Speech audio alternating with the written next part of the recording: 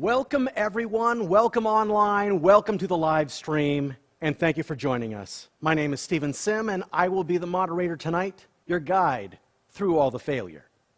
Please be aware that due to the nature of this event, there will be some adult language. Now that I've made that disclaimer, I can officially say, welcome to Fuck Up Nights, hosted from Winnipeg, Manitoba, Canada.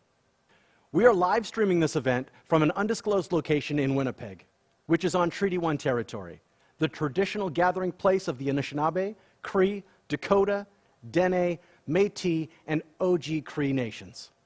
Fuck Up Nights is a global movement and event series that shares stories of professional failure.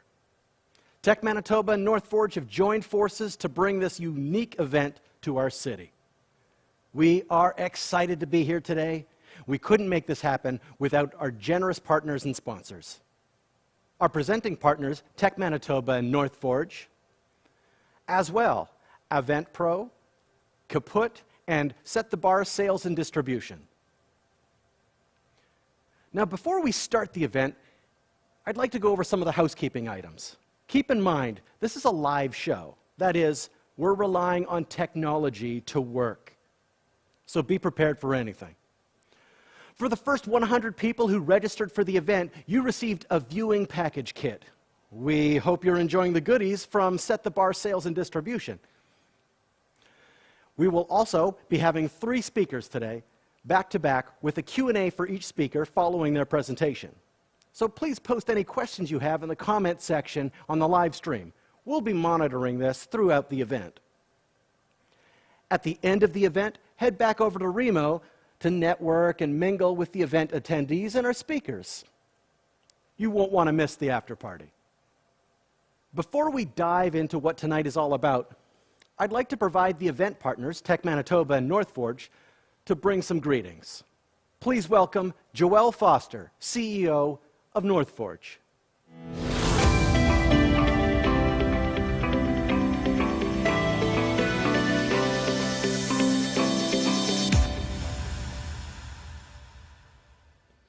On behalf of North Forge Technology Exchange, welcome to Failure Night. It really doesn't matter what you call it. It's an amazing event that highlights entrepreneurs who have pushed themselves outside their comfort zone and failed. But I don't like the word failure. I like to use growth when it comes to a setback on the way to success. Another way I like to frame failure is to say failing forward, because failure is a word that sometimes gets stuck in our mental pathways when it's only temporary. My name is Joelle Foster, and I'm the CEO of North Forge. We are now a hybrid incubator and accelerator and a partner of innovation for the province of Manitoba. We just launched June 1st a new founders program that helps tech-enabled entrepreneurs and innovators take their business from validation to becoming a Seed A company. We also run one of the largest publicly accessible fabrication labs in North America, 13,000 square feet of advanced manufacturing equipment. We are so proud to partner with Tech Manitoba on Fuck Up Nights. Have a wonderful evening.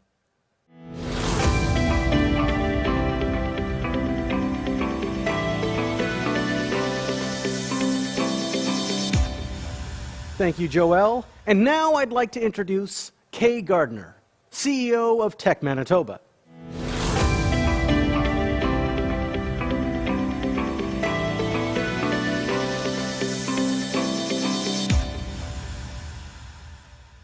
Thanks, Stephen, and welcome everyone. I'm Kay Gardner, CEO at Tech Manitoba, where, as the name suggests, we represent the province's growing tech sector. We're an industry-led association working to help tech and tech-enabled companies thrive and grow in Manitoba through collaboration, education, and promotion. Tonight is just one great example of how we work to bring people together to connect, explore ideas, and build a strong community. I was first introduced to Fuck Up Nights almost exactly 4 years ago. I was at a conference in Helsinki, Finland, where I gathered with about 4,000 other people on a dark, cold winter evening to hear open and honest stories of failure from global founders, including Spotify's Daniel Ek. That willingness to share those stories, the embarrassing ones that people don't really want to talk about, was powerful. Since then, people from the Tech Manitoba team have attended Fuck Up Nights around North America. In fact, this global movement has seen events in more than 320 cities, in 90 countries, with 15,000 stories of failure being shared with over 1 million attendees. Tech Manitoba is truly pleased to join forces with North Forge to bring this unique event to our province. Our hope is that this evening we can create a space that takes the stigma out of failure, a space where we are inspired to share and learn. We don't all have to make the same mistakes. Let's share that communal knowledge. We're stronger when we work together. Be sure to stick around after the event on Remo and network with our community and share your own stories and listen to more from others. So with that, good luck, and remember, at some point, you will fuck it up.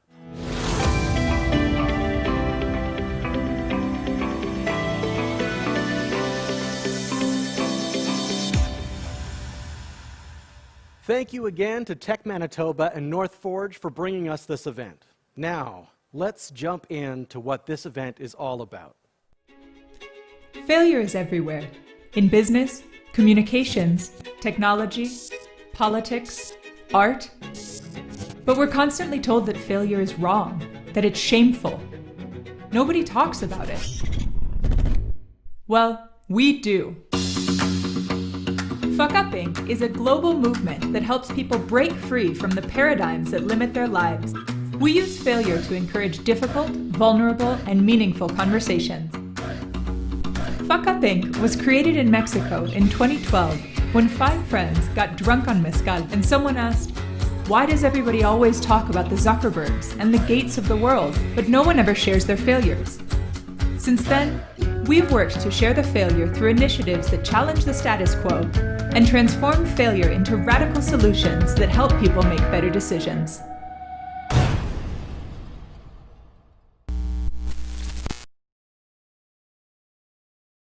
Welcome to Fuck Up Nights, or as I like to call it, Fuck Up Year.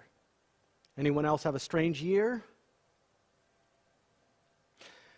But tonight we're going to be celebrating something else. We're going to be celebrating failure. And that's something that we don't often celebrate. And I think we should. Now, we're not going to be celebrating the kind of failure that comes from incompetence. No. We're going to be focused on the failure that comes and brings us resilience. The focus is going to be on failure that teaches us. But wait. What is failure?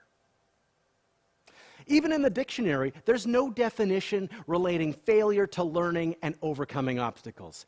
And we need to change this. And I swear, I promise, by the end of today, we're going to change every single dictionary definition of failure. Because failure is universal. No one learned to read or write perfectly on their first attempt. No, we had trial and error. We all have, and we will all keep on failing. Forever. You will fail. Now, there's an old saying, you learn something new every day. Well, to me, that means you're going to fail every day because we learn more from our failures than our successes, and failure is the best teacher. So now, okay, am I going to just talk about cliches all evening? No. But we are going to dive in to what failure is. Failure is uncomfortable.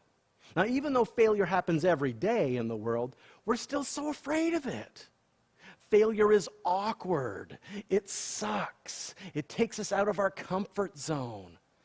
And we hope to go through our day with never experiencing it. We avoid failure. And when it happens to other people, we laugh. Or we feel sorry for them, depending on what kind of person you are, but we're just grateful it didn't happen to us. But failure is dynamic, and that means it's temporary, just like success is temporary. So let's not dwell on it. We shouldn't dwell on our successes or on our failures, because failure is relative. Something that is a terrible, epic mistake for some is just a fresh start and a clean slate for others. Some people take failure so seriously, while others take failure in stride, like me. I take failure very seriously. But really, I think the important thing is to not be afraid. Don't fear the failure, embrace the failure. Because failure can lead to innovation. See, when we lose the fear of failing, we can achieve greater things. We're freer to discover things that we would never have found before. So let's take the example of X. It used to be called Google X. And how many people have heard of X? And I wish that I could see a show of hands right now, but I can't. X's mission is to invent and launch moonshot technologies that aim to make the world a radically better place. They call themselves a moonshot factory. And what's moonshot? Well, I'm glad you asked. A moonshot is defined by X as the intersection of a big problem, a radical solution, and breakthrough technology. But the way they approach projects at X is really quite interesting. You see, what they try to do is they try to kill a project. They try to make a project fail by focusing on the hardest problems first. And not only that, they reward their staff when a project gets killed from failure. Do the hard work first. See if the hard problem even has a solution. That makes a lot of sense. So in case some of you had not heard of X, you've probably heard of some of the successful projects that have come out of X. Like Waymo, the self-driving car, or smart glasses, the hands-free wearable computing devices. And just between you and me, if I have smart glasses on, I want my car to be self-driving. The fact is, failure is a state of mind. And as I said before, there are many definitions of failure and what it takes to fail. So a failure to me might not be a failure to you. So here's a quote attributed to Thomas Edison during his quest to build the light bulb. He said, "I have not failed, I have just found 10,000 ways that it won't work." I'll just have a quick disclaimer. It probably wasn't Thomas Edison who failed 10,000 times. He probably hired a whole bunch of other people to do all of that. He just gets the credit. But let's all fail together. Because we don't end up being defined by our failures. We end up bigger and smarter and stronger than those failures were.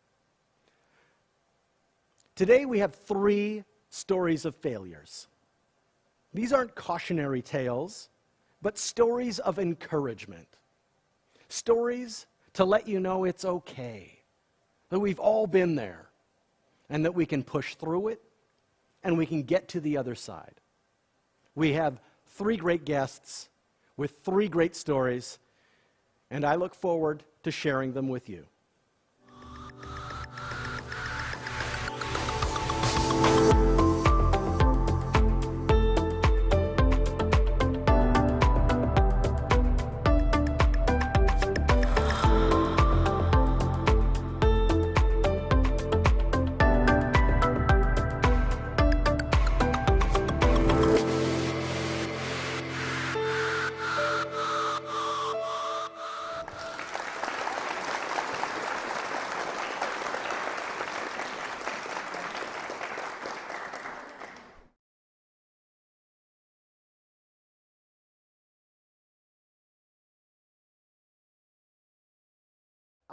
Let me introduce. Our first speaker has a very strange allergy to the cold. He's been on not 1, but 2 reality TV shows. As well, he has had the chance to pitch one of his businesses to Prince Charles. Let's hear it for Bryce North.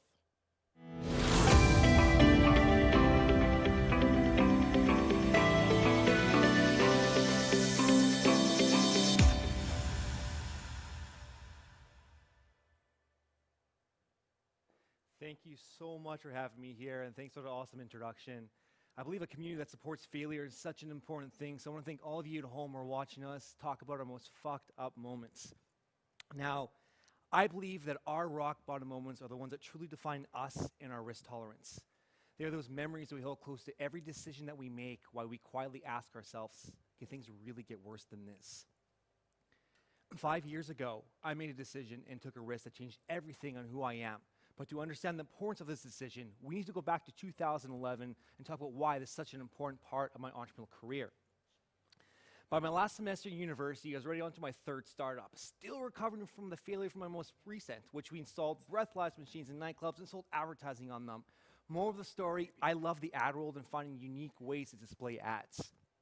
Now, both my previous startups had a common failure. Both my business partners decided to quit when things got rough and we ran out of money. So I swore to myself right then and there that I was going to find someone just as dedicated, just as committed, that when things got really hard and tough, they wouldn't quit. Drive and commitment. Those are the 2 things I was looking for. Now, my 3rd idea came in my marketing class one day as the topic of ad engagement blurred in the background. And I was thinking about, why did my last business fail? Was it because my business partner quitting, or was it because of lack of engagement on these breathalyzers? At that point, I heard my professor say something along the lines of, people need to see themselves in ads in order to be effective. Now, she wasn't being literal, but man, did I take it that way. Like a lightning bolt just hit me. I felt like a genius. Mirrors. This just put ads in mirrors. And that's how AdValve Media was born. We created these really cool interactive mirrors that play ads right around a reflection, and we put them in high traffic venues. I remember telling to myself, I just fixed our ad engagement problem. And I became mirror obsessed, spending what I had left of my student loans to find out how to develop this technology. Now, my best friend at the time, he really loved what I was doing. And I remember him pitching me to join this company during a drive one day. I remember pulling over, looking him in the eye and saying, "Are you sure you want to do this?" He smiled and said, "I'm all in." I said, "If we do this, we go all the way. There's no stopping. I'm trusting you with this." He said, "I promise. Let's get rich." And from there, I ended up bringing two of my other friends to be my engineers. And I had a cool technology, a team full of my friends, and this attitude and this belief that I was going to take over the advertising world. I felt on top of the world. And then we started getting noticed. We started winning awards in Canada and the US and started being featured in all news outlets we could think of. All this hype made us believe we had something too good to give up. And I kept pushing my team because of it. Everyone told us how amazing this technology was, so failure wasn't even on the to-do list. Now fast forward to 2014, things were pretty rough. My team was on their last lifeline, and we had 60 days left in the bank. We needed a miracle. I had this Hail Mary of an idea to apply to Communitech, which is one of Canada's largest accelerators in Kitchener, just shy of Toronto. They promised $70,000 to get into the program, which allows us to extend our burn for the remainder of the year and find more investment, as well as access to mentors that can fix our growth. I remember applying for this, and in 30 days we found it, we got accepted, and I was excited because of that. I was excited, and you know what? We were the only one out of 12 people that got accepted outside of Ontario, and out of hundreds of applications, we got accepted. This had to have been a sign, right? I at least thought so. So we spent the next 30 days trying to raise as much capital as possible, and we talked to everyone we knew, and we were successful. Now, part of me didn't feel so confident about the money that we raised because majority was from my friend's side of the family. But I mean, hey, $70,000 guaranteed cash as soon as we get there. We get paid that off in a couple months. I mean, this just seemed like a safe bet, right? Again, I believe that. So 2 weeks later, after we raised the funds, I left off the Kitchener and I went alone. Now, my girlfriend at the time, we decided to do the long distance thing, and my team, well, they decided to stay home and let me pave the way. When I arrived in Kitchener, I cannot describe the feeling of being in a tech-focused city. I remember walking to this accelerator, looking up and saying, I'm home. I met people from Google and Microsoft, and all I could think was, this is where I need to be. This is who I am. Now, 2 weeks after I got settled, I remember meeting with a funding manager from the Ontario government to grant us our money. I sat down and looked at him, smiling, saying, well, when do we get our money? And he said, Bryce, the money's not guaranteed. There's no money. I remember sitting back in my chair, not believing a single word he said, and said, there's no money. This is not guaranteed. There's no money.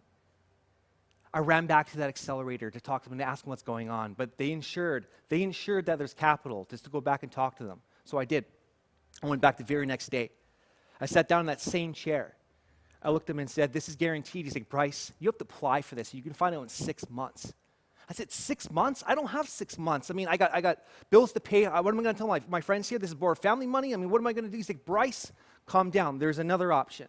We can actually apply for half that amount for $35K and find out in 30 days. What's it going to be? I risked so much to get here at this point that I wasn't feeling like a betting man. That money wasn't enough, but at this point, I couldn't risk losing anymore. So we opted for half the funds. When those 30 days came, I could not believe what I read. I opened up that email, and we got rejected. I remember calling up the funding manager and asking, well, why did we reject and what happened? And he said, Bryce, we don't fund two of the exact same companies. I said, exactly the same? What does that mean? I remember Googling this company and seeing they ripped us off identically. They stole our branding, our wording, our website, verbatim, word for word, everything. And the kicker is, they applied 2 weeks before we didn't got that funding. Now, I should take this as a sign to give up, but I mean, we know me by now, and I wasn't quitting. But the hardest part was trying to tell my team. I remember picking up the phone and calling my business partner. I hung up right away.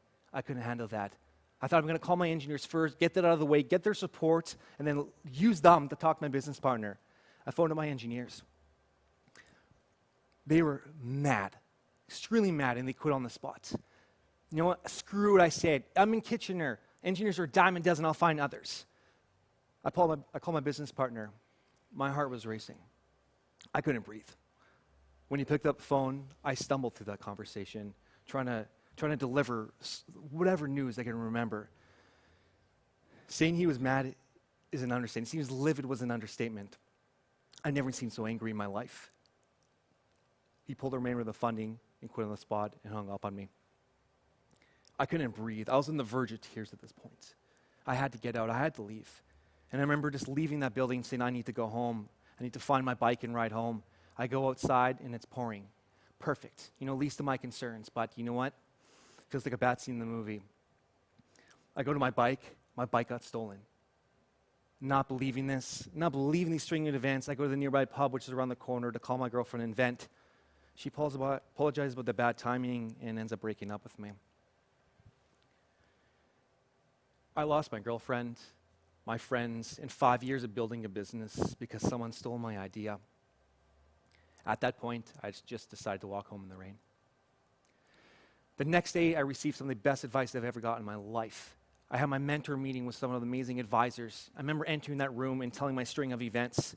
One of the advisors stood up and said, everyone clear the room. I need to talk to Bryce alone. He sat down beside me, looked me in the eyes and said, you've been pretty beat. But you know what? You've got 48 hours. 40 hours to do whatever it takes. Cry, scream, kick, yell, and come back with a plan fueled by that failure. I remember leaving this event thinking, this is it. I can do this. I can save my team. And I did. I went out that week and I signed on one of the biggest gyms across Ontario to replace their meetings with ours. And I thought, I saved everything. But I need to go home. I'm out of capital and I need to talk to my team. So I flew home. And then I had a meeting with the accelerator as soon as I go home to find out that they will not allow me in the program if I'm not home. So if I'm not in Kitchener. And then I found out the gym didn't want to do business with me because I wasn't affiliated with the program anymore. I lost everything for a second time because I left to go home to Winnipeg. Here's a photo of my last day in the office. My friend saw how miserable I was and ended up writing S in front of Advolf to say Sadvolf. Timing could have been more perfect. At the time, losing that relationship with my best friend was my biggest fuck up. I was mad at him. I was livid. He promised me. But I realized the hard way that sometimes you do need to let go. And that failure is okay. But 4 years later, I realized that my biggest fuck up wasn't just losing my friend in my business. My biggest fuck up was leaving a city I've never felt more at home. There's a part of me still out there, and I know deep down inside it's where I'm supposed to be. I made a promise. I made a promise to myself that one day I'll go back out there because I believe that my next success is waiting for me within that city. Now, I say this to myself as I think back about my time in Kitchener and ask myself, can things really get worse than this? Thank you.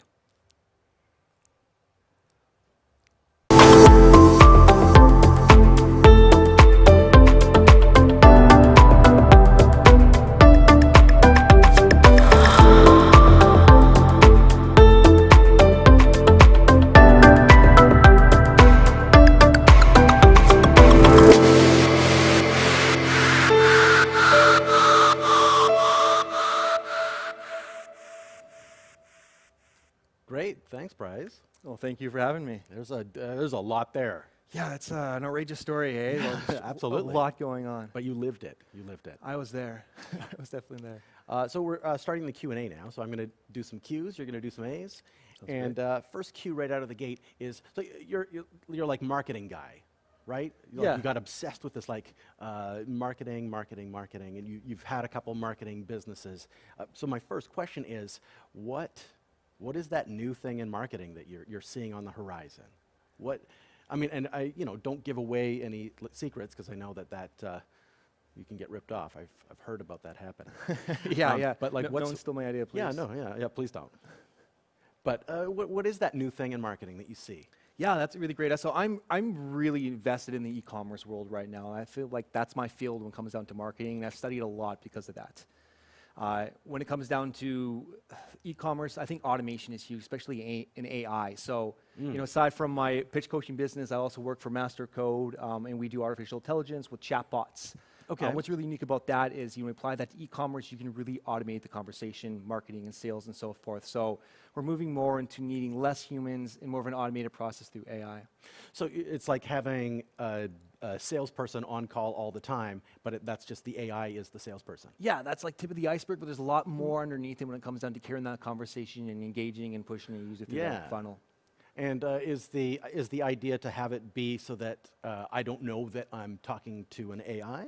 Not just yet. I mean, it's usually better when you know when you're talking to a robot. I mean, Yeah. yeah. It's Because then kinda- you're not like being dishonest or anything. Yeah, like that's just it, right? There's less anger at that point. Right. Yeah. You're like, oh, it's just a machine. Yeah, Can't get yeah. mad. All right. So then I have another question about accelerator programs in general, because it sounds like this was a great opportunity that you had at what was it called, Computech? Communitech. Communitech, sorry, and but then it kind of went sour. So, do you feel as though you would still trust going into an accelerator program? Yeah, 100%. Yeah. I mean, this is a new program called Rev, and it was a sales accelerator for people who had X amount of dollars and ready to grow. So it was very new. Okay. Yeah, I mean, I wish I can go into that part of the story, but it was in infancy stages. Right. Okay. So it was just starting out, and that's why maybe there were some bumps along that road. They fucked up. Oh, yeah, they did. Yeah, I mean, they told me that, and in the end, I fucked up because of their fuck up. Yeah. Right. Yeah. Yeah. So if they were like, "Oh, Bryce, we're sorry we fucked up. Please come back," you would. I mean, do I get the money? It's not guaranteed. Okay. So another question, this one coming from the chat. This is coming in right away. So looking back at Advolve Media, is that? Yep. So what were your lessons learned Yeah. as far as that specific company? Not the lessons learned as far as specifically with the fuck up, I guess, but like what were the lessons learned? Yeah, I got two big ones out of that, actually. Okay. One, don't listen to the media. I mean, all that hype and attention, like I said, just makes you feel, raises your ego to the point where you're not listening to your market. Always listen to your customer, talk to your customer first. I can say I love your product, I can say I love your idea, but what we think doesn't matter. What the market thinks does matter. Right? Yeah. Yeah. And then the second point is timing. Timing does not matter. Everyone thinks timing matters. I'm not talking about Uber or Airbnb. I mean, that's a rush to the market. Like the first of the market. Exactly, right? But I mean, for usually majority of every other idea out there, people are trying to rush, but timing is never an issue, right? Grow, learn your market, get out there, raise the capital you need to do, but don't try to rush everything because you're going to make some poor decisions. Yeah. Right, because you're going to rush past listening to your customer. Is that? So how would you have? What steps do you think that you would have taken to like not believe the hype, and listen to your customers or the market? Yeah, Like how would you, if you were like, oh, I could go back and I could, Yeah. how would you have done that? You know, I talk about this all the time when I'm helping startups, is that you always need to sell before you build. That's the biggest thing. A lot of people and a lot of us love to go out there and build a technology, you know, build a company, do the part that's fun, and then when all that app and technology is built, we go and find out that, A, the customer wants it or doesn't, right? Yeah. So what I love to do is I love to go out and sell before we even have anything. Right. Right. And I did the previous startup. I mean, we had a napkin drawing, and I sold close to $750,000 in 30 days just selling a fake concept, like vaporware, we call it in the industry. Yeah. So that way, so you're selling it, and then you can go back and go, this is what we need to build. Yeah. This is what they want. I mean, bring that to any investor saying paying customers or LOIs or anything like that. They're going to invest in you before you even have a product instead of having the product in the ladder. Okay. So do you have some vaporware right now? I mean, I can sell you so many things. Okay. So how did you learn from failure? This is the question here. What advice do you have for someone self-assessing after the fact? My biggest learning from failure is you got to embrace it. I mean, fail forward, these are such buzzwords in the industry, but the thing is that people still are scared to fail, right? Yeah. I mean, my first time on stage, my first time starting a company, I have zero clue what I was doing, right? I mean, if I started a company today, majority of us, even myself, will probably be fumbling a bit in the dark. But you have to be okay with just screwing everything up and put everything on the line. I truly believe on that scale of polarization where, I mean, when you're going on testing and validating an idea, if you're playing in the middle, you're going to try to tailor to everyone, and that's not going to take off. Pick a side. If there are people that absolutely love you, we call them your evangelists, and there are going to be people who actually hate you at the same time, right? And that causes, accelerated failure because people get in their own minds and so forth. But the whole purpose of this here is to fail as quickly as possible, test your market by polarizing, and then fail quick. Fail quick, but don't make the product too quick. Correct, yeah. Product slow, fail quick. Find your customers as fast as possible. Yeah. Oh, yeah. Find your customers as fast as possible. Test, ask them. Test. Exactly. Vapor. All right. So let's see. The next question: how did you pick yourself and show confidence in yourself? and your business product to move forward successfully? For sure. How So, did you pick yourself? yeah, I'm going to reword that a bit. So, how did Yeah. I develop my confidence in my business and be able to move that, and I guess in a successful trajectory? Let's say that. Yeah, okay, yeah, that was what your question was, I'm sure. I'm assuming that's what you Yeah, meant. that's here. what you mean. Yeah, it really came from, I mean, from the previous question as well, too. It really came from just screwing up and being okay with it. When it comes down to pitching, I've been booed off stage. I've been asked to leave. I've been said this is the worst pitch I've ever heard in my life.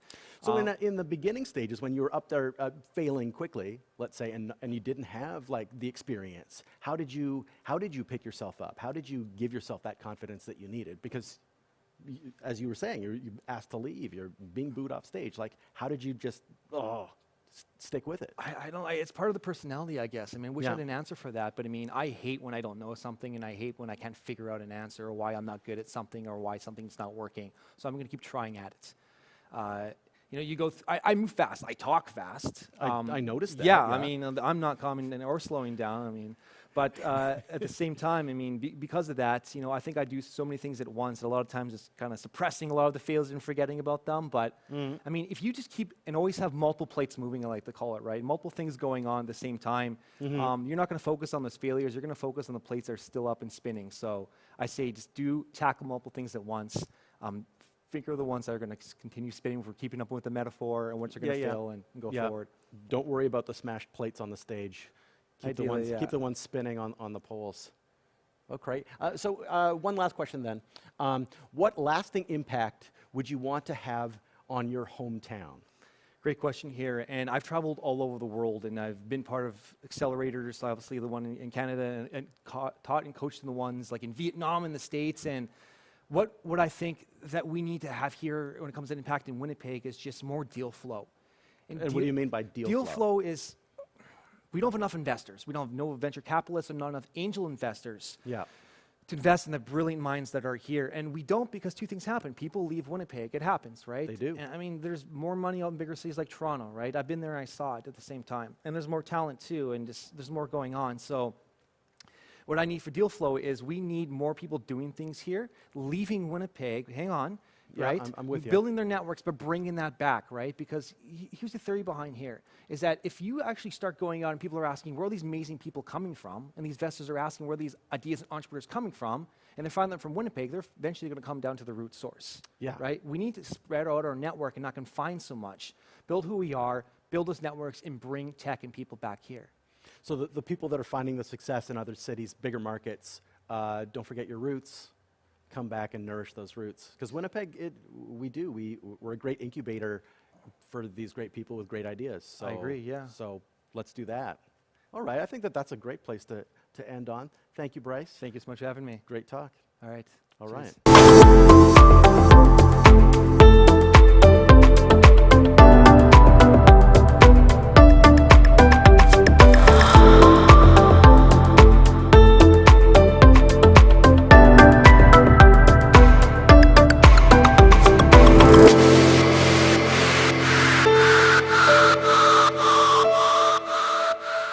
All right, I'm going to bring on our next speaker. Our next speaker, he played for the U of M Bison back in the day, it was basketball. But now he spends most of his time playing ultimate frisbee, which is so much better than basketball. And he once shared a stage with the world-famous illusionist, David Copperfield. Please, let's hear it for Yassine Berra.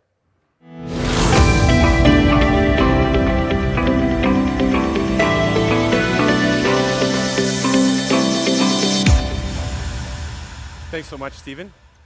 So let me take you back a little bit down memory lane to when I was a child growing up right here in Winnipeg. I was the kind of kid that other kids get compared to when they're being lectured by their parents. Good grades, good athlete, didn't get into trouble. On Friday evenings during my high school years, you'd be more likely to catch me at home doing extra math problems for fun than to be out sort of testing the waters of teenage rebellion. Now, if you hadn't figured it out from the photo, I wasn't what you'd call cool, but nonetheless, I was sort of your garden variety high achiever, top of my class, flying through school and university on the straight and narrow for success. So it was that this smooth operator you'll see in the next photo was lucky enough to start his career where every kid dreams they will, at the big insurance company, obviously. I'd studied to be an actuary, which is kind of like being a movie star, roughly, except the exact opposite of that. More specifically, an actuary is someone who puts a dollar value on risk. And actually, it's a great career. I had picked it because it came with a stable, secure, comfortable lifestyle. And I was lucky enough to have that option because of my success in early life. Everything was awesome. And yet, through the first decade of my career, I tended to think of work and life as kind of two separate things. My job enabled me to do the things that I wanted to do outside the office, play sports, hang out with friends, travel, that kind of thing. Truth be told, I mostly avoided thinking or talking about work when I wasn't there. So everything was awesome. Flash forward, it's 2016, more than a decade into my stable, secure corporate career. I've just recently taken a new job, and my personal life is a mess. I'm going through a divorce. My professional life is no better. I'm in crisis mode, struggling to find meaning in the corporate world. It's hit me that all along I've been playing the wrong game and been too busy winning to realize it. I mean, what have I really done with my life so far? Hit the jackpot and being born where I was born, or having the parents that I do? Walk through a bunch of doors that I had no real part in opening? I'm angry at this point, with the corporate world, with the success narrative, and with myself. It's a Friday morning in October of that same year, and I'm sitting in a meeting, and it just sucks. It's not the first time, of course, but this is the first time I'm really sort of realizing it. The meeting is pointless, especially unimportant topic, too many people, the usual stuff. It doesn't help that this new job that I'm about half a year into is not what I thought it would be. The work is hopelessly boring, which has been giving me lots of time to stew over just how boring it is. So eventually the meeting ends, and I've had it up to here kind of thing. I can't take any more for the day. I make up an excuse, and I leave for the day. This is Mr. Honor Roll himself, playing hooky for the first and only time in his working life. So for the next 24 hours, I have a minor meltdown, sort of alternating between self-pity and panic. Then it hits me. I can't take any more, period. And I have an idea. So I go back into the office on Sunday, clean out my desk, send an email saying essentially, it's not you, it's me, and I never go back. On the first day after my daring escape, I'm psyched, I'm pumped. I go on a long walk, stopping poetically outside my now former office building, which is super cheesy.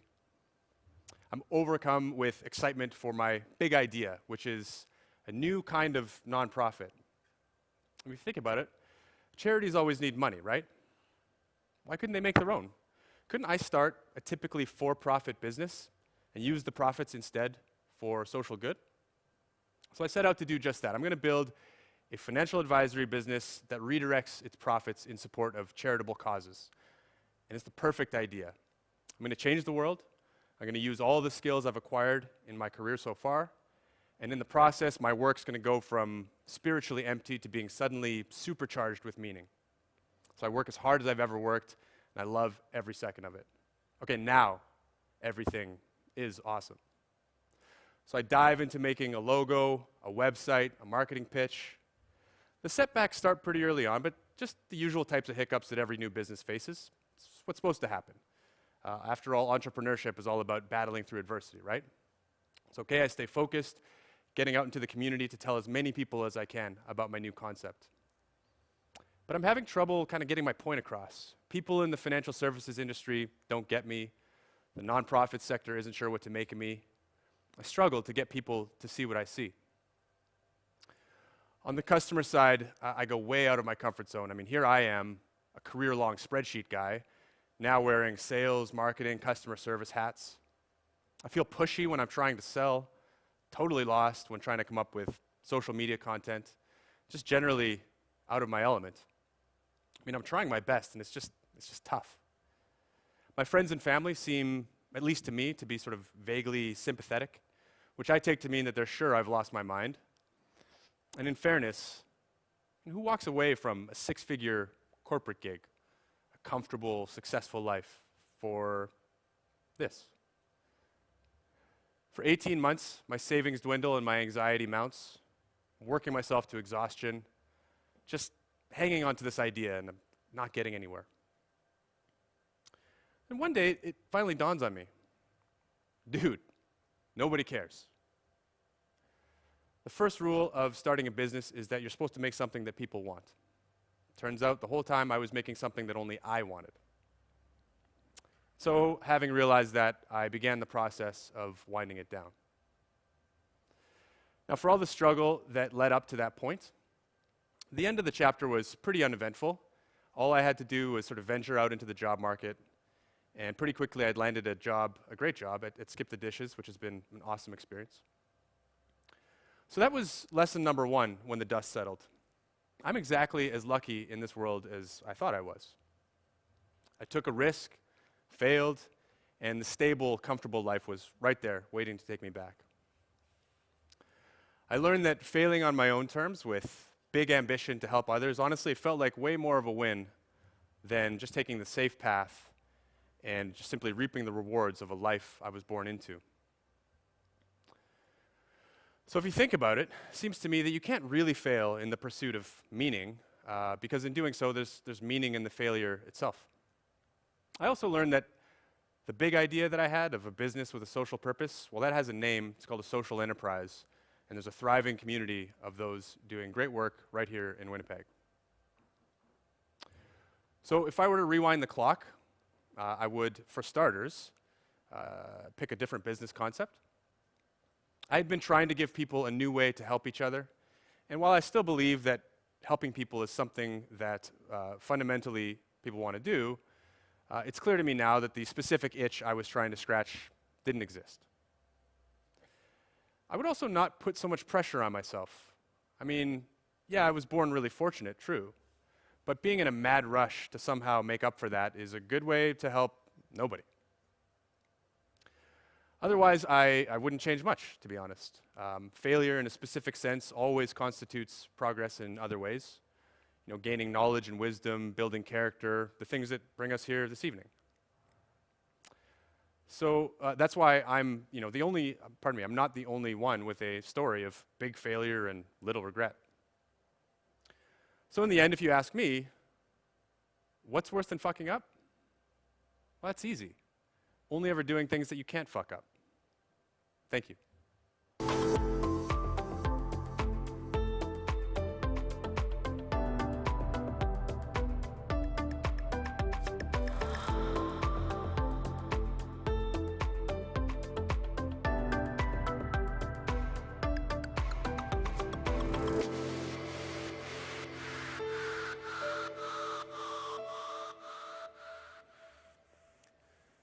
Thank you, Yassine. That was great. Thank you so much. Thanks great. for having me. Yeah, well, it's great to have you. Yeah. So the first question that I wanted to ask is, so you you were officially trained as an actuary? That's right. That's Yeah, you got it. not necessarily a very, I mean, I haven't heard of an actuary before. Sure, yeah. But I'm sure everyone watching knows for sure. Yeah. But it's something to do with risk management or risk.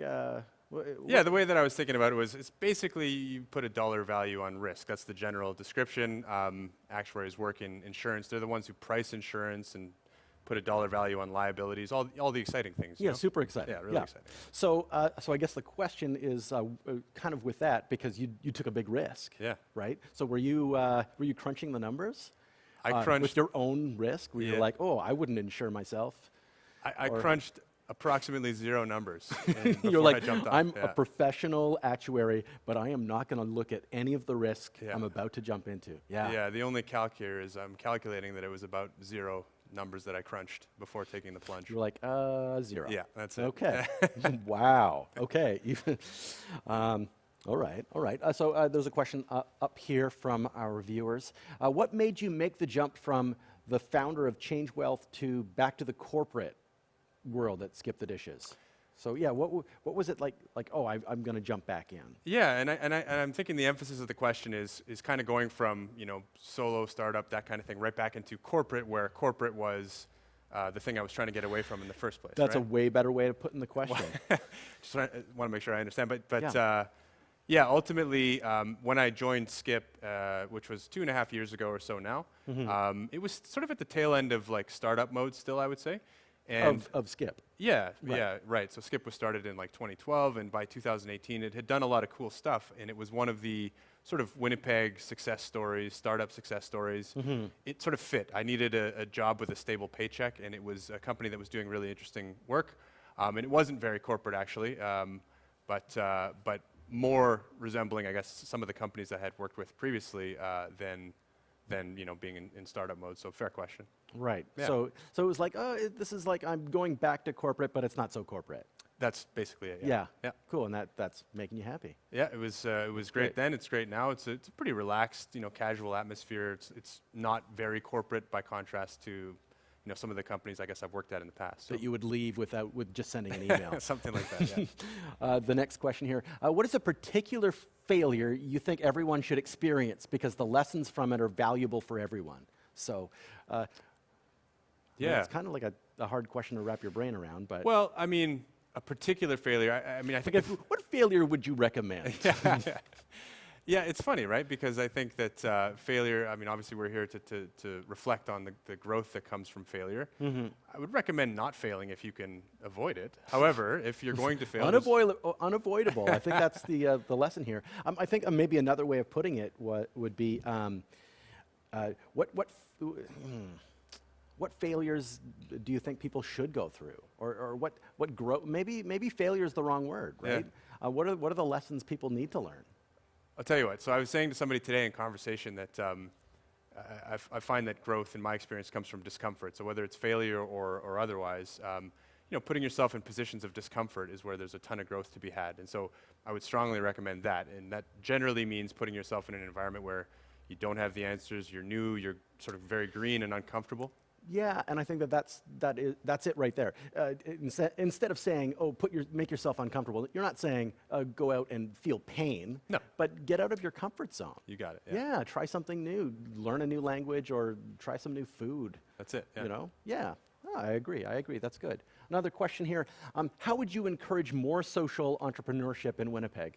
Obviously, it's something close to your heart. Yeah, I mean, I can't take a lot of credit for the You invented the whole sector. It sounds like. yeah, absolutely. No, I mean, my involvement in social entrepreneurship was I had big aspirations. It was a project at that time, and I think what I want to emphasize is that there's so many people doing such great work in the social entrepreneurship sector to this day. So those folks would be, better placed to answer the question. However, I think that social enterprise as a model, it's basically a business with a social purpose. Yeah. I think what you find is that there's a lot of win-win to be had, right? Where you're solving a problem for a customer or a user, and then ultimately the purpose of the business returns something to the community or to the environment, as the case may be.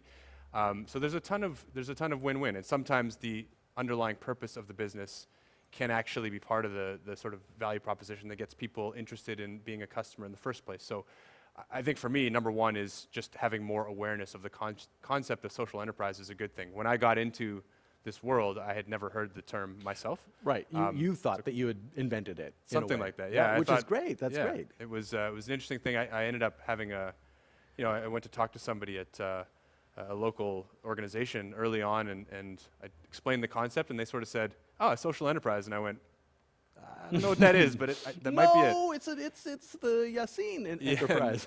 It was more that I went and did my research, and I was like, "That's it." That's And for some exactly- reason, yeah. it's not a commonly known term or sector.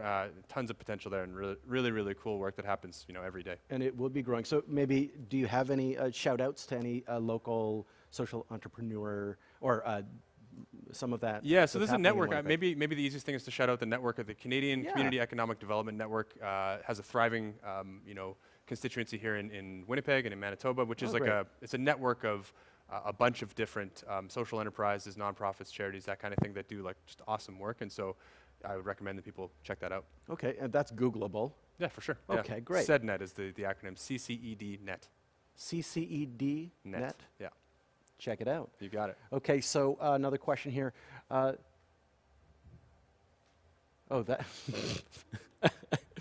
the question on the screen is That's it for submitted questions. So that's my fuck up right now. Well, then I have a question about ultimate frisbee. Sure.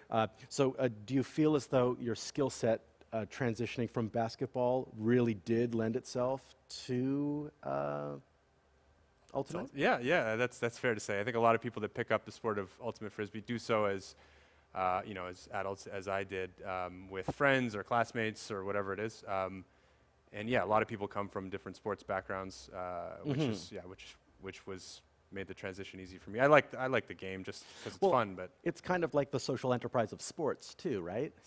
Explain that. I like that. Well, because there's no ref. Yeah. Right. You're calling your own things, and Yeah. you've got to be more honest. There's a more social aspect to it in general. So Yeah, for those not familiar, I mean, it's Googleable. it's Googleable. The underlying philosophy is one where it's sort of self-officiated, meaning everybody who's playing is charged with preserving the integrity of the game, I guess is the way you'd think about that. So Yeah. So I think that there's a parallel there. something, yeah. I think. Yeah, you're not wrong. I like it. Okay, good. You're onto Cool. something. Yeah, I think we're both onto something here. Okay, well, I think that's good.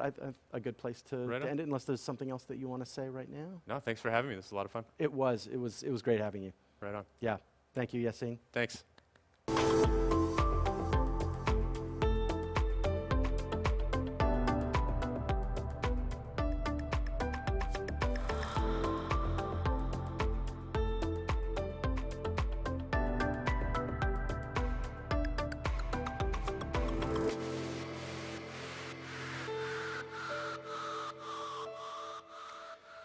Well, it's time for our last speaker, and I think we're ready for our last speaker. She has lived in more than 15 countries across 5 continents. She has learned Spanish before she learned English, and she's nearly done her 2020 goal of reading 10 new books, and so she welcomes any suggestions for her 2021 list. You can message her on LinkedIn with those recommendations. Seriously, you should do that. She wants your recommendations. Or on the chat, even. Just list some books. She needs that. Let's hear it for Vanessa Kotler.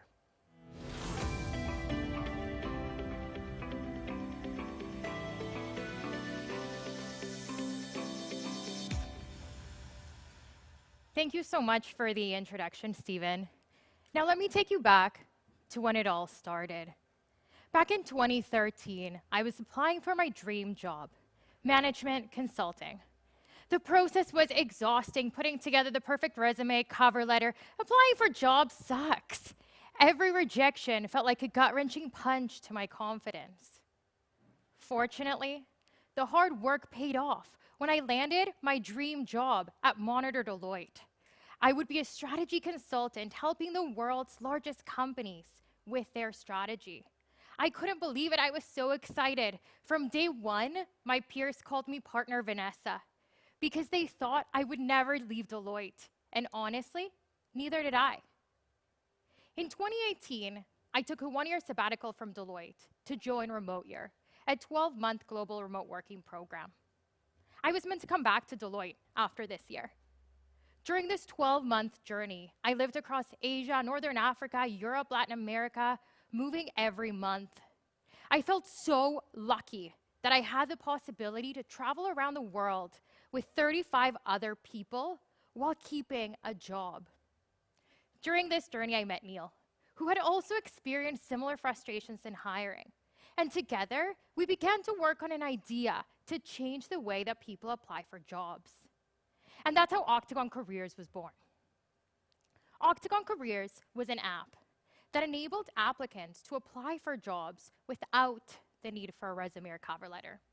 Instead, candidates used a challenge-based approach that enabled them to get to know the role and the company better, and the company, the candidate, and their skills and experience. It was win-win. When we were wrapping up Remote Year, close to the end of it, we had a tough decision to make. Continue with a startup full-time or go back. Me to Toronto, to my job that I loved so much at Deloitte. Neil to the UK, to being an immigration lawyer. Now, to make the decision even more complicated, Neil and I had also started dating at this time. So we said, okay, let's make a list of all the global accelerator programs. Let's choose some. If we get into the programs we look at, we'll do this full time. Out of this huge spreadsheet, we landed on 3 programs, one in Germany, one in Malaysia, and one in Toronto. Through the application process for the Toronto-based program, we met our 3rd team member who brought in the technical skill we needed to actually build our product. When we were in Mexico City, in the last month of remote year, I got an email from the German-based program. I opened it, and it said, "Congratulations, we were in." I started jumping up and down. I was so excited. People thought I'd gone crazy. But of over 250 companies, Octagon Careers was selected. Neil and I quit our jobs on the same day. I left my job that I loved so much at Deloitte, found an Airbnb, we packed our bags, booked the flights, we were ready to go. And 2 weeks before leaving, our 3rd team member told us he couldn't come. The accelerator program in Germany said that without a technical person on the team, our acceptance was revoked. So we went right into problem-solving mode. We reached out to everyone in our remote year network because we knew there were a lot of developers. And thankfully, we met Chad, our tech savior. He was wrapping up a project in Asia and said he would join our team in Germany to build Octagon Careers. We landed in Leipzig, Germany in February 2019. And after 2 weeks of bootcamp-style sessions with the other founders and companies, I noticed 2 things. First, we were by far the earliest stage company there. We had no product yet. And second, we were the only company that didn't have a German speaker on our team. This put a fire under me. As CEO of Octagon Careers, I was now responsible for the livelihood of these 2 people that had left their jobs for here in Germany we needed to be successful. So we dove into development very quickly. Our product was built for 2 users, candidates applying for jobs and companies receiving their information. And within 2 months, we had a product ready for piloting. People loved our product. And we loved how much they loved it. But to get to that user-ready stage so quickly, we had to make one compromise. When we were building the product, we realized we weren't actually building for just 2 users, but for 3.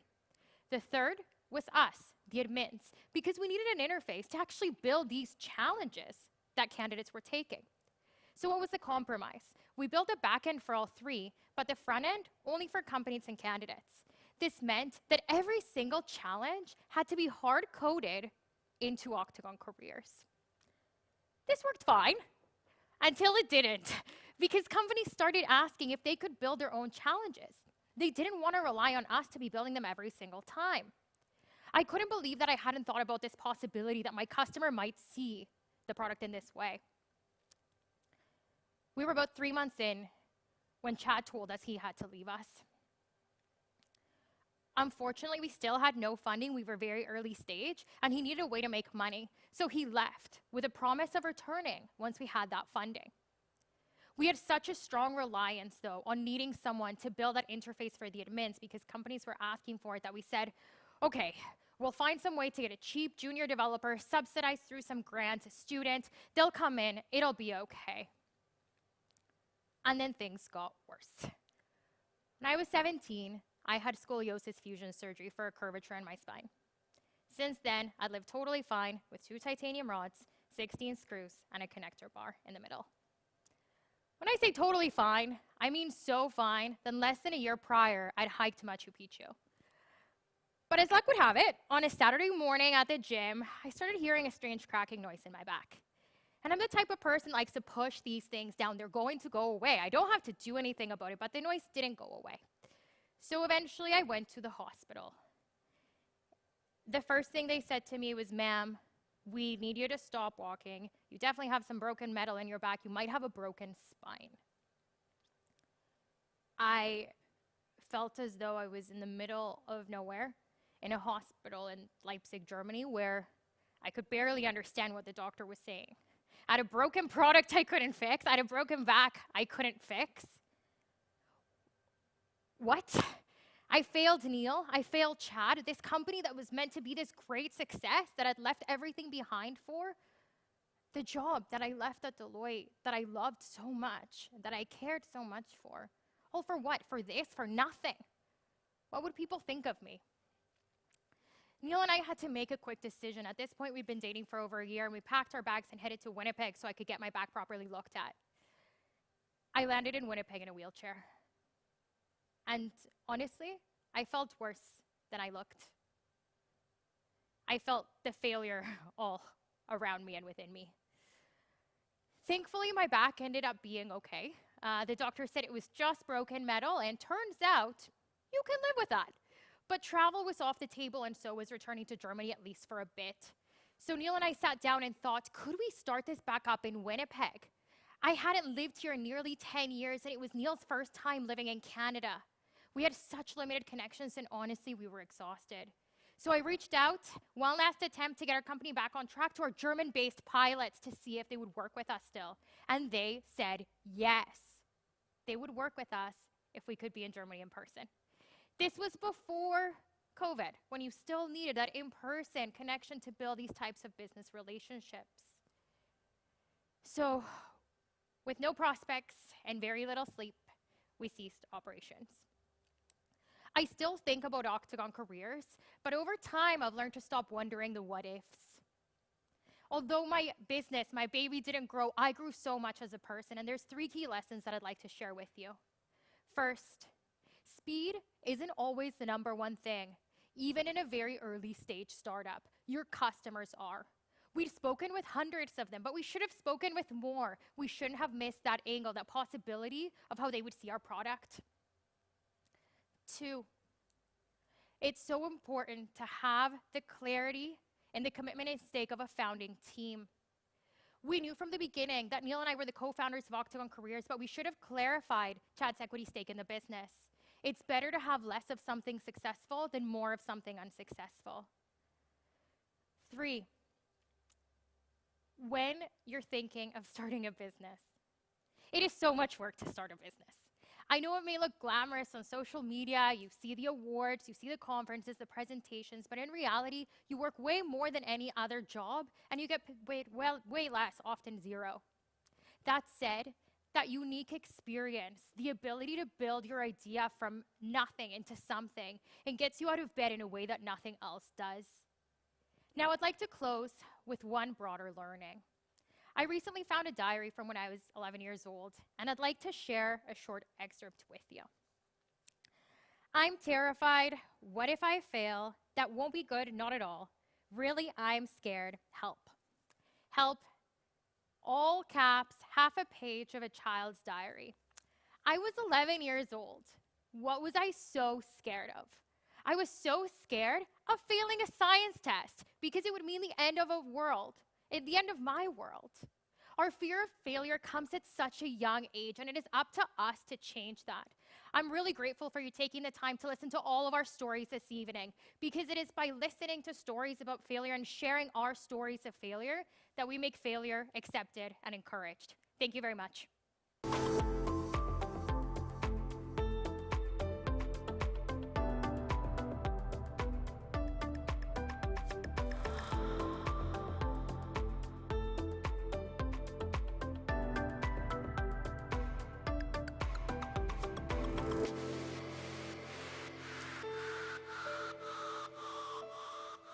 Great, thank you, thank you. Thank you. That was great.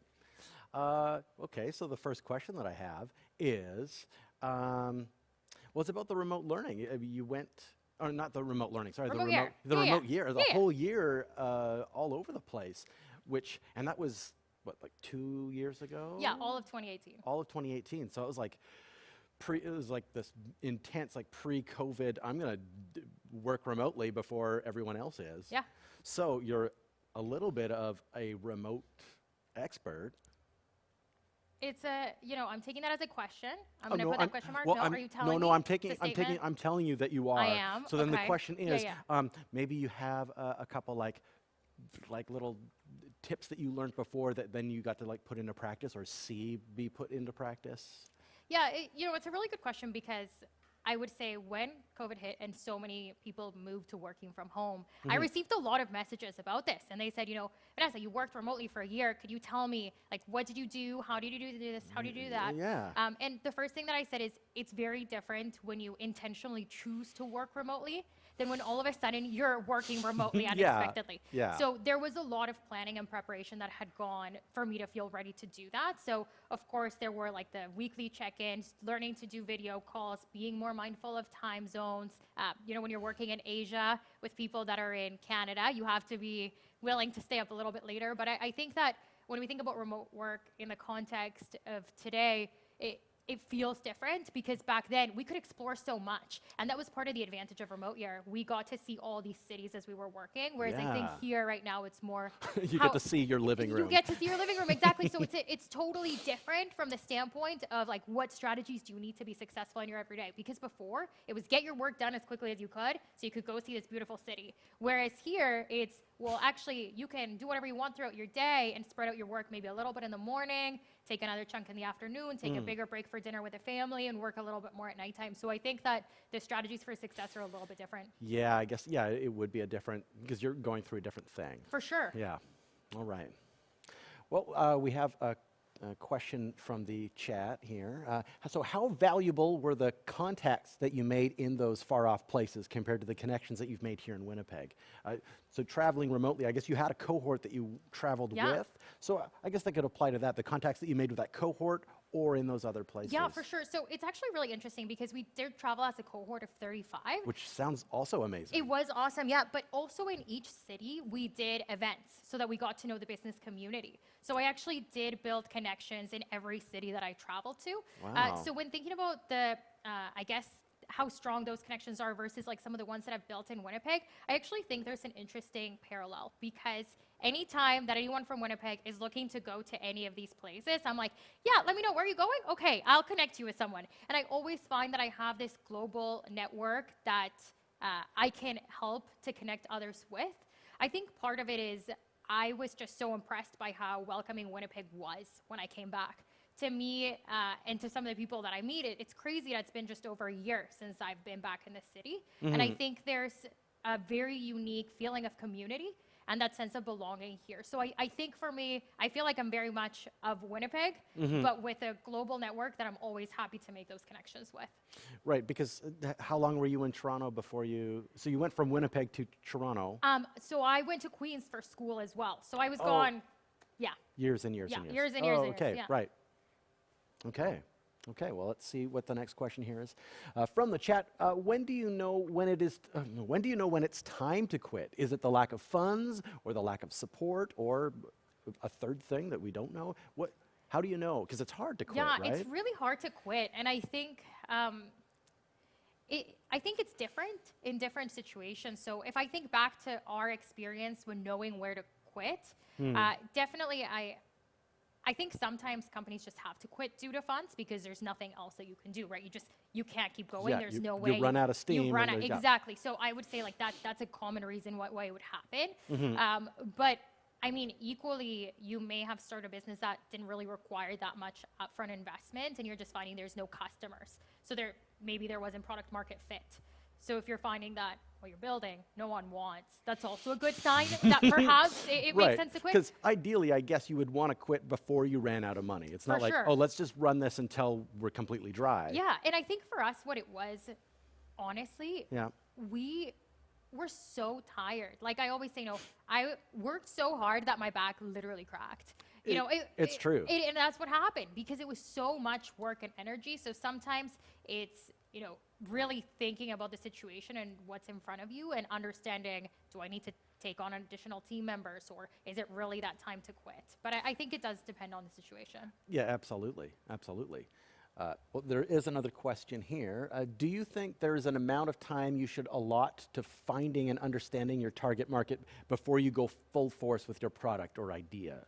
That's a really good question. And when it comes to understanding your market, I think it's interesting because we spoke with so many customers before we started building anything. Yeah, that's what you were saying. Yeah, and we were speaking with customers around the world as we traveled. Which is a huge advantage. Which was amazing, yeah. Yeah. So we spoke with different HR leaders in Asia, then in Northern Africa, and Europe, and Latin America, and we had done so much research to understand the trends to try to build something that we thought would be like a good product globally for Yeah. how it could be built. Yeah. But it shifted so much because the idea that we started with was not what we actually ended up building, because we got so much feedback as to what it was that would be the most helpful. So your initial idea for Octagon Careers Was totally different. was different. Oh yeah, it was Oh, totally what different. was the original? Yeah, so what was the original seed of the idea? That's a really good question. So there's in that slide with all the photos, there was like a little picture of Post-it notes. Yep. Neil and I had actually gone. We were in Vietnam, and we went to this place in the middle of nowhere in Ninh Binh. And there was literally like no power at nighttime. It was very much nowhere. We went just to ideate and think. And the original concept that we had landed on was like a way to improve employee engagement and employee experience. And we had like Wow. all of these concepts and this model and how it was going to work. But when we started testing with our potential customers and walking through the idea, the piece that ended up resonating most was how difficult it was for people to get into companies and the application process right. and the hiring components of how difficult it was to go through all of those resumes and cover letters and find those really great people that then would make great employees. So our conversations kept going back to that piece of the puzzle. I Yeah. guess it might have been what was on people's mind at the time, and that's how we ended up shifting. Right. And I think that the idea is still, even though Octagon Careers is no more. Is no more. Is no yeah. more, and you still think about it sometimes. I do. And I don't mean to I dig mean, up these. To be honest, I still think about it to the point that like I renewed the website, even though we don't have the business, because I couldn't shut down the website. I know Right. that sounds. You're still holding I on. know. It's just like this thing But of I that's okay. like going to it from time to time. I just like pay the $200 and know it's there, Yeah. and that gives me satisfaction. Yeah. Well, I think that the idea is still can still resonate. This idea of like, what would you call it? Like a testing-based or what were the We words call it that you- challenge-based. Challenge-based hiring or Yeah. challenge. And I think that idea is still a good idea. Yeah. So is it possible that a phoenix could arise? You still have the website, or is somebody else running with it that you're like, they've got it? Yeah, it's a really good question. There's a lot in the space. So when Okay. we were figuring out exactly what to build, there's a lot around gamification of hiring. So Okay. Instead of starting with a resume and cover letter, some companies and some big ones that you probably don't think do this, start you off with games. So to test your risk tolerance. So an example is, you have to blow up a balloon and see how big you're willing to get it to go, because you know it's going to pop. And it shows your risk tolerance based on like how big you're willing to get the balloon. And if or you pop it, pops. you don't get Yeah, the interview. If you pop it, you went too far. But it's just like learning to see how people react to different situations. So there's a Wow. lot in this space around finding different ways to assess candidates. Right. And also pre-assessments based on leadership benchmarks. So there's definitely a lot happening. Okay. Not to say that there isn't space for more, but it is still Right. a very hot market. Yeah, okay. So we have one more question from the chat here. What advice do you have for managing an exhausting work schedule? I almost said existing. An exhausting work schedule. So remaining productive without sacrificing your personal life and well-being and breaking your back. I mean, this seems like someone that knows me that asked this question, because I feel like if they don't, it sounds kind of like they do, because I lead such a crazy life all the time. Okay, how do you do it? I think part of it is finding the things that you enjoy doing. And, it's funny because not everyone enjoys the same things. And when some people say, oh, but you're speaking at this thing or you're doing that other thing at night, you went to 3 events last week, how do you do it? And for me, it's because I enjoy doing that. Okay. And I find that if you spend your time doing the things that you enjoy and you can fit that within kind of like your work context, Yeah. it makes it more of a balance. So for me, it's like being here. I'm having a great time Yeah, having this this is Q&A with you, Stephen, and this is Yeah, awesome. this And is for great. me, I find this energizing. So I always Right. say it's important to think about the things that give you energy versus the things that take away energy. Mm-hmm. And to ensure you're doing enough of those that give you that energy so that you don't end up an empty bucket, right? Yeah, Like you yeah. want to be full of those things. So think about the things that energize you, and it's okay if they're not the same as other people's. You might want to just sit at home and read your book, which I do sometimes too. I'm I still was waiting gonna for those say, recommendations. Yeah, hopefully, Hopefully please. some came in. We'll see. Recommendations. Well, thank you, Vanessa. This Thank has you been so great. much. All right. Thank you for having me. Thank you.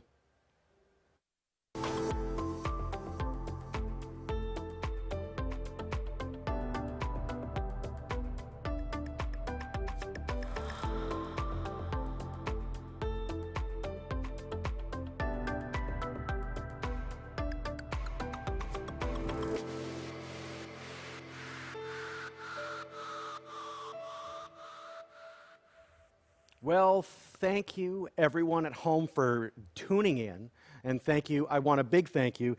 A virtual round of applause for Bryce, for Yassine, for Vanessa, for a great job.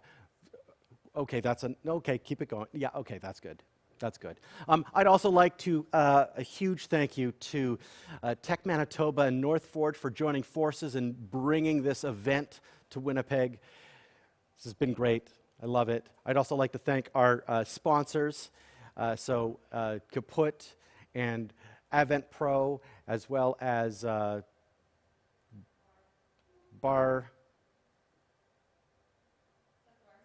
Set the Bar Sales and Distribution, of course.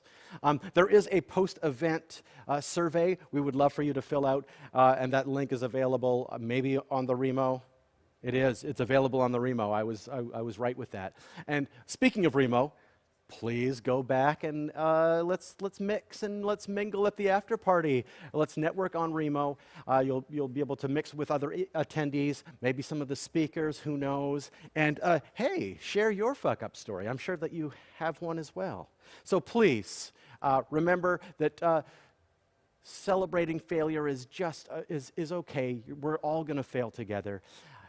But I don't think that this was a failure. This has been a success. So thank you very much, and we'll see you in Remo.